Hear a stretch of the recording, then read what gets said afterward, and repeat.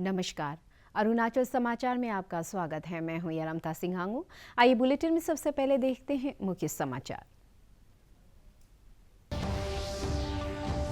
प्रधानमंत्री नरेंद्र मोदी ने zero budget आधारित प्राकृतिक खेती सहित कृषि और खाद्य प्रसंस्करण के विभिन्न मुद्दों पर दिया जोर। कहा, प्राकृतिक खेती को जन आंदोलन बनाने के लिए हर राज्य और राज्य सरकारों को आना चाहिए आगे।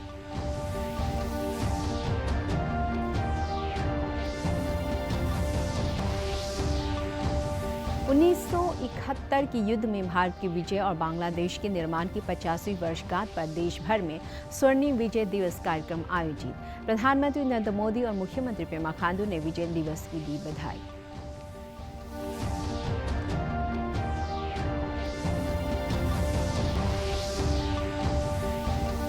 ईस्ट सियांग जिले के पासीघाट में आज़ादी का अमृत महोत्सव के तहत 20 दिसंबर से आयोजित होगा सियांग रिवर फेस्टिवल। इस अवसर पर मुख्यमंत्री पेमा खांडू सभी जिला उपायुक्तों के साथ ई प्रगति की करेंगे बैठक।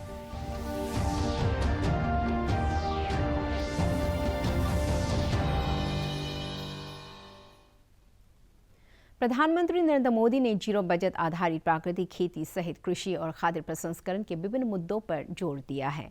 वीडियो कॉन्फ्रेंस के माध्यम से गुजरात के आणंद में कृषि और खाद्य प्रसंस्करण पर राष्ट्रीय सम्मेलन को संबोधित करते हुए प्रधानमंत्री ने कहा कि जीरो बजट आधारित प्राकृतिक खेती और कृषि तथा कृषि आधारित स्वच्छ ऊर्जा को बदलने में प्रौद्योगिकी की अहम भूमिका है।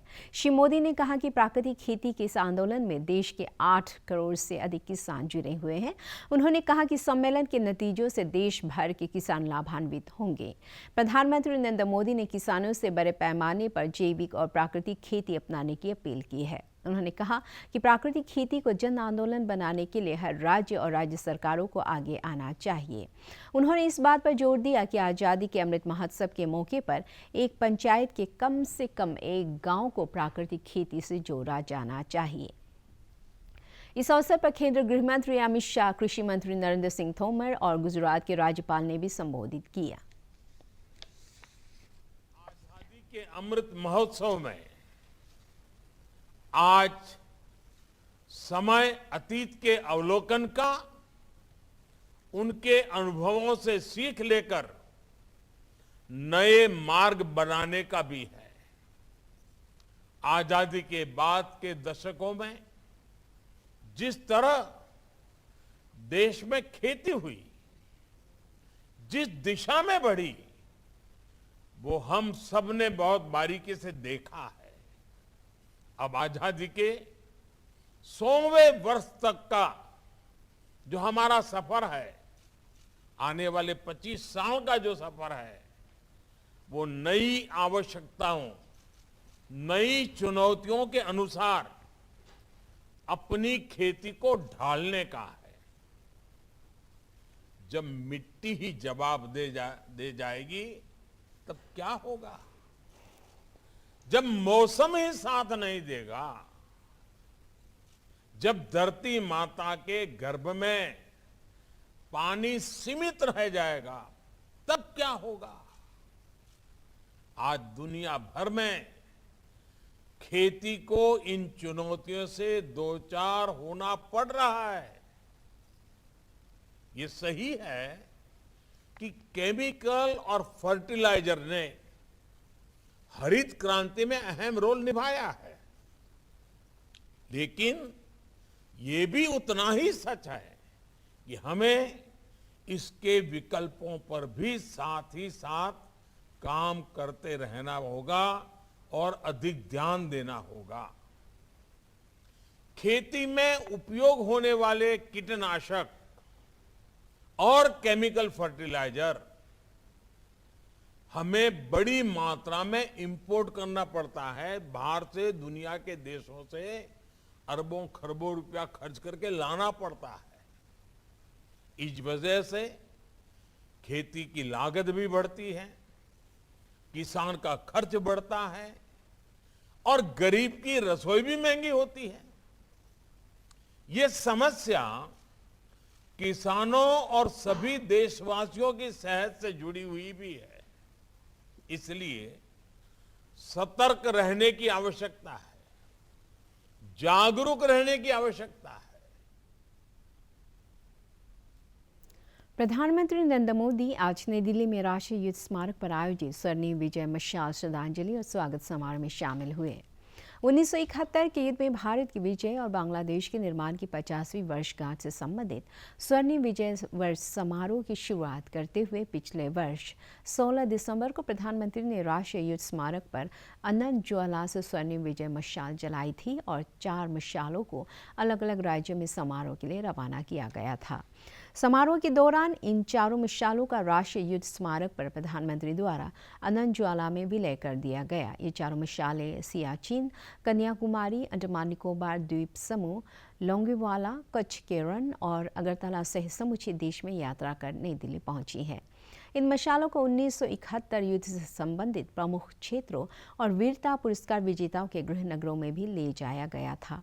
प्रधानमंत्री ने राष्ट्रीय स्मारक पर पुष्पांजलि अर्पित की। मुख्यमंत्री पेमा खांडू ने भारतीय सेना के शौर्य और पराक्रम के प्रत्येक विजय दिवस की समस्त देशवासियों को शुभकामनाएं दी है।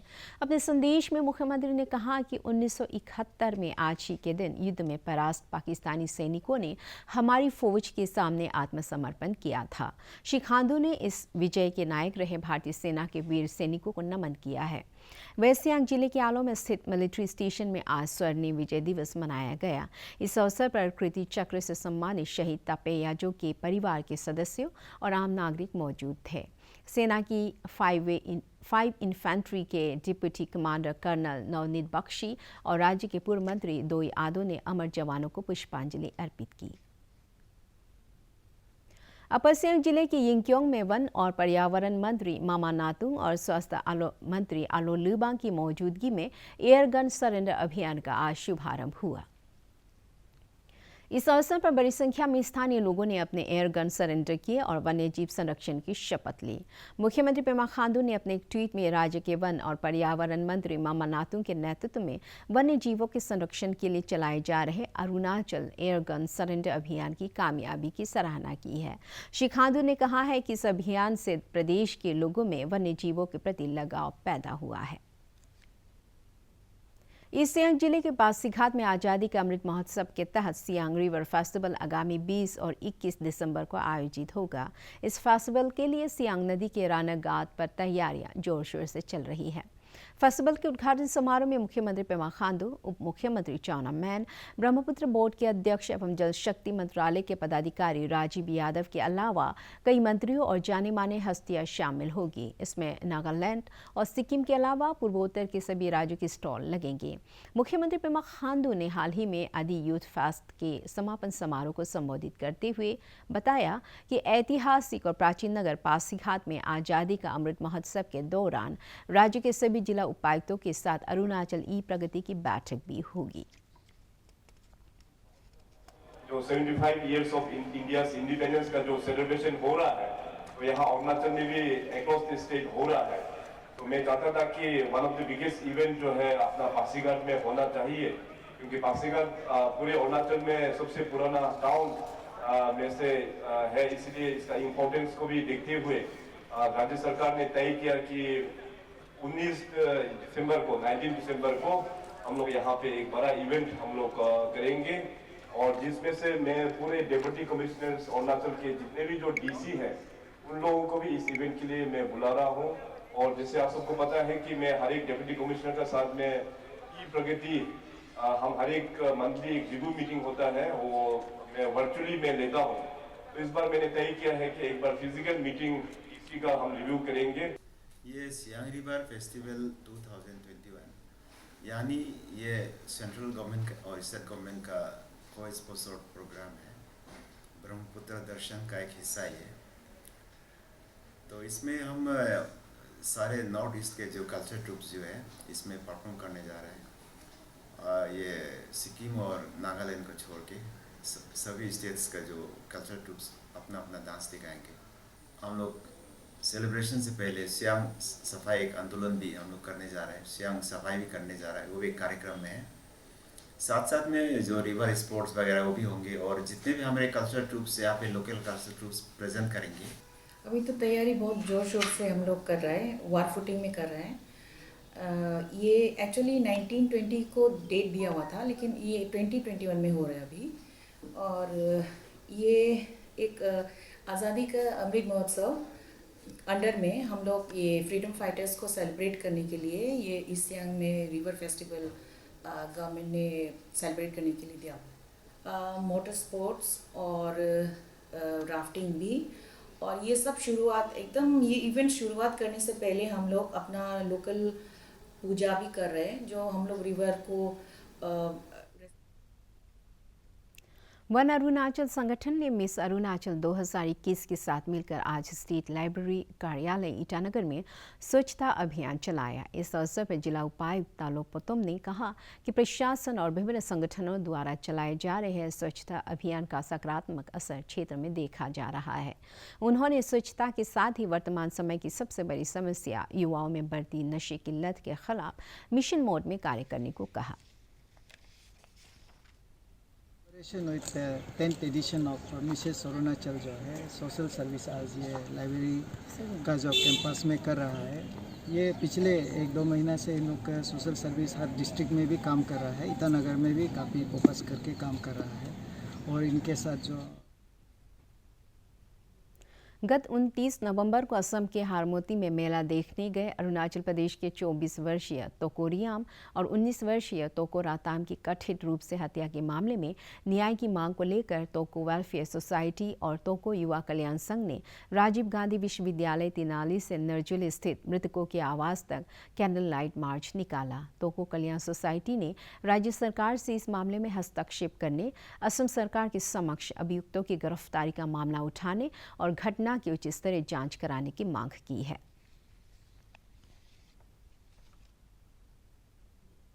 राष्ट्रीय आपदा मोचन बल NDRF ने आज लोअर दिबांग वैली जिले के रोइंग में जिले के विभिन्न विभागों के साथ आपदा प्रबंधन के विभिन्न पहलुओं के बारे में जानकारी दी।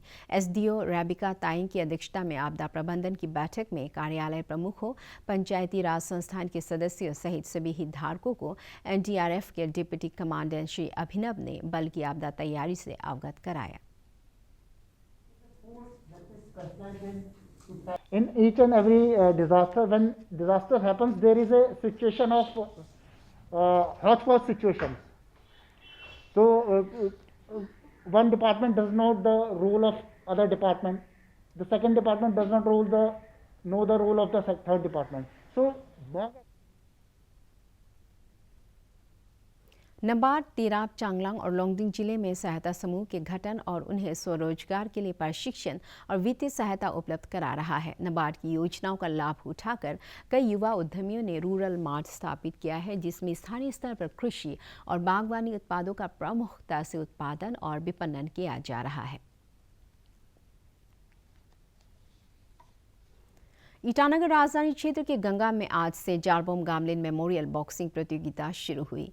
पुरुष और महिला वर्ग में सब जूनियर बॉक्सिंग प्रतियोगिता में राज्य के 15 जिले में कुल 214 खिलाड़ी हिस्सा ले रहे हैं। इस प्रतियोगिता के उद्घाटन समारोह में विधायक तेची कासो सहित कई गणमान्य व्यक्ति उपस्थित थे। भारत का शानदार स्वाधीनता संघर्ष आधुनिक विश्व के महानतम संघर्षों में से एक है। दूरदर्शन समाचार द्वारा प्रसारित किए जा रहे आज़ादी का सफर में आज हम बात करेंगे स्वतंत्रता सेनानी पानागंटी राम राय निगर के बारे में।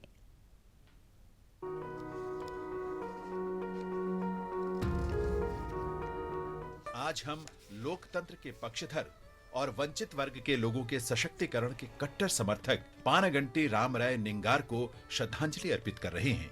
उनका निधन 16 दिसंबर 1928 को हुआ था। उन्हें पानागल के राजा के नाम से भी जाना जाता है। राम राय निंगार जस्टिस पार्टी के संस्थापक सदस्यों में शामिल थे। वे 11 जुलाई 1921 से 3 दिसंबर 1926 तक मद्रास प्रेसिडेंसी के प्रीमियर भी रहे। राम राय निंगार का जन्म आंध्र प्रदेश में हुआ था। उत्तर अरकोट जिला बोर्ड का सदस्य चुने जाने के साथ उनका सार्वजनिक जीवन शुरू हुआ। 1912 में वे दिल्ली में इंपीरियल लेजिस्लेटिव काउंसिल के सदस्य बने। 1918 में उन्हें दीवान बहादुर की उपाधि प्रदान की गई। उसी वर्ष राम राय निंगार को इंपीरियल वॉर काउंसिल का सदस्य भी बनाया गया। इस बीच जस्टिस पार्टी के गठन के साथ मद्रास में गैर ब्राह्मण आंदोलन जोर पकड़ रहा था। राम राय निंगार भी इस आंदोलन में शामिल हो गए और शीघ्र ही इसके अग्रणी नेता बन गए। 1921 में जब सुब्बा रायलू खराब स्वास्थ्य के कारण पद से हटे तो राम राय निंगार मुख्यमंत्री बने। पानागल प्रशासन कुछ दूरगामी सुधारों के लिए जाना जाता है। उस दौरान सरकारी नौकरी में आरक्षण शुरू किया गया और मद्रास में समावेशी दौर का मार्ग प्रशस्त हुआ। मंदिरों और मठों का प्रशासन नवगठित हिंदू रिलीजियस एंडोवमेंट बोर्ड के अधीन लाया गया। वे राजनीति। अरुणाचल समाचार के आज के अंक में इतना ही। जाने से पहले आप सभी से अनुरोध है कि कोविड-19 के दिशा निर्देशों का पालन करें, हमेशा मास्क लगाएं, बार बार हाथ धोएं और सोशल डिस्टेंसिंग के नियमों को मानें। कोरोना महामारी से बचाव के लिए आपका वैक्सीन लगवाना भी जरूरी है। अगर आप वैक्सीन लगवाने के पात्र हैं तो जरूर लगवाएं। हम कल फिर हाजिर होंगे अरुणाचल और देश दुनिया की खबरों के साथ। चलते चलते आपको बता दें कि आप अरुणाचल समाचार हमारे YouTube channel DD news Arunachal पर भी देख सकते हैं। देखते रहिए अरुण प्रभा। नमस्कार।